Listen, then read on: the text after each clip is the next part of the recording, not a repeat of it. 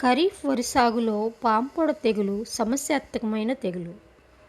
ఈ తెగులు ముఖ్యంగా పిలకలు తొడిగే దశ నుండి కోత సమయం వరకు పంటను ఆశిస్తుంది. తెగులు తీవ్రతను బట్టి 30 నుండి 70% నష్టం కలగవచ్చును. పాంపొడ తెగులు భూమి ద్వారా వ్యాప్తి చెందే రైజోక్టోనియా సొలాని అనే శిలీంధ్రం వలన కలుగుతుంది.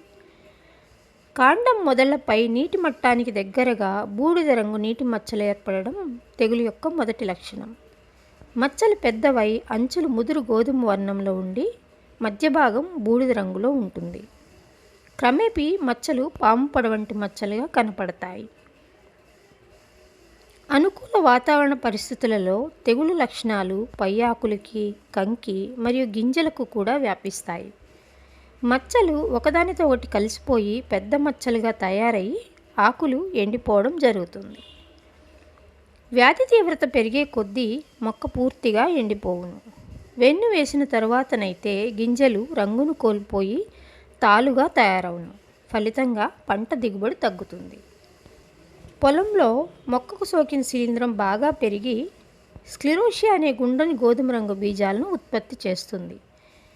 అవి ఆకుల నుండి రాలి పొలంలో నీటిపై తేలుతూ పక్కన ఉన్న మొక్కలను లేదా పక్క పొలంలోకి వ్యాపించి తెగులును కలుగజేస్తాయి. మొక్కల సాంద్రత ఎక్కువగా ఉన్నప్పుడు, పైరు బాగా ఎదిగి మొక్కలు ఒకదానితో ఒకటి కలిసినప్పుడు, అధిక వర్షపాతం ఉన్న సమయంలో పైరు బాగా ఎదిగి నేలకు ఒరిగినప్పుడు, వర్షపు జల్లుతో పైరు తడిచినప్పుడు, వాతావరణంలో అధిక తేమ 96 నుంచి 100% మరియు 28 నుండి 32 డిగ్రీల సెంటీగ్రేడ్ ఉష్ణోగ్రత ఉన్నప్పుడు శిలీంధ్రము త్వరితంగా వ్యాపిస్తుంది. తెగులు వరితో పాటు అనేక రకాలైన కలుపు మొక్కలపై ఆశిస్తుంది కావున పొలం గట్లపై కలుపు మొక్కలు లేకుండా జాగ్రత్త పడాలి. అలాగే సిఫారసు చేసిన దూరంలోనే నాట్లు వేసుకోవాలి. తెగులు లక్షణాలు పొలంలో గమనించిన వెంటనే నత్రజని ఎరువుల వాడకాన్ని తాత్కాలికంగా నిలిపివేసి లేదా చిన్న చిన్న మోతాదులలో పొటాష్ ఎరువులతో పాటు చేనుకు నత్రజని అందించాలి.